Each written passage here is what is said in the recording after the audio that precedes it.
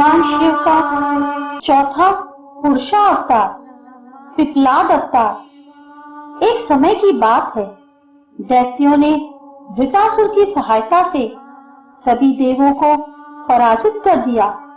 तब सभी देवता ब्रह्मा जी के पास गए और उन्हें अपनी व्यथा सुनाई तथा रक्षा करने की प्रार्थना की। जब श्री ब्रह्मा जी ने कहा, हे देवों, दैत्यों की शक्ति वृतासुर है। यह दैत्य महान आत्मबली एवं सभी दैत्यों का अधिपति है। इसका वध केवल महर्षि दधीची की अस्थियों से ही संभव है। इस पर देवताओं ने बड़ा आश्चर्य किया। इंद्र ने कहा, भगवान, महर्षि दधीची तो वृद्ध हैं, क्या उनकी अस्थियां इस योग्य हैं? और फिर अस्थियों से दैत्य का वध किस प्रकार संभव है?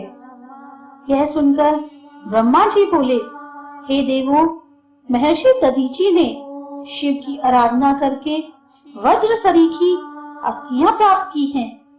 तुम सभी देवगण जाकर उनसे उनकी अस्थियों की प्रार्थना करो और फिर उनकी अस्थियों से एक वज्र का निर्माण करो। उसी वज्र से इस दैत्य का वध संभव है। तब इंद्र सहित सभी देवता महर्षि दधीची के आश्रम में पहुंचे और उन्हें सारी बात बताकर अस्थियों की प्रार्थना की। महर्षि दधीची ने खुशी खुशी अपनी अस्थियों का दान कर देह का त्याग कर दिया।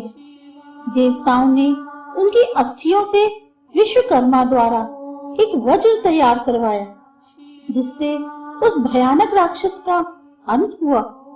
जब दधीची की पत्नी सुवर्चा वापस आश्रम में लौटी और उन्हें देवताओं के कारण अपने पति द्वारा देह त्याग की बात पता चली, तो वे बेहद क्रोधित हुई।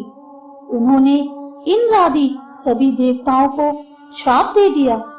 सती होने के लिए जब उन्होंने चिता तैयार की, तो आकाशवाणी हुई कि हे देवी, तुम्हें सती होने का विचार त्याग देना चाहिए, क्योंकि तुम्हारे उदर में मुनि का तेज विद्यमान है। अतः गर्भवती स्थिति को शरीर नहीं जलाना चाहिए।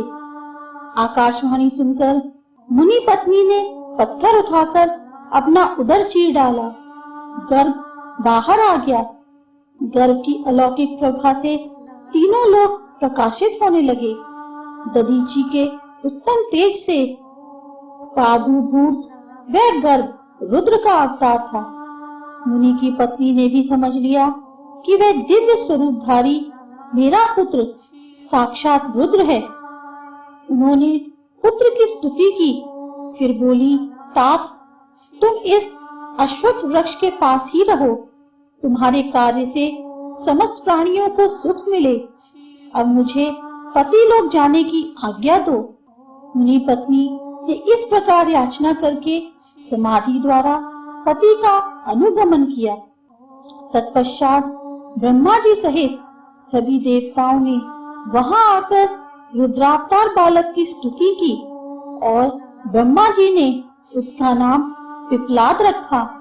बहुत दिनों तक पिप्लाद ने लोकहित की कामना से उसी वृक्ष के नीचे तप किया। रुद्रावतार पिप्लाद ने ही लोगों को शनि पीड़ा से त्रस्त देखकर लोगों को वरदान दिया। शिव भक्तों एवं जन्म से लेकर 16 वर्ष तक की आयु के मनुष्यों की शनि की पीड़ा नहीं पहुंचाएगी। यदि कहीं शनि मेरे वचनों का अनादर करके ऐसा करेगा, तो वह भस्म हो जाएगा। अतः इसी भय से ग्रह शिरोमणि शनिदेव 16 वर्ष तक की आयु वाले मनुष्यों एवं शिव भक्तों को कभी पीड़ा नहीं पहुंचाते। इस प्रकार महाऐश्वर्यशाली महामुनि पिप्लाद ने अनेक लीलाएं की।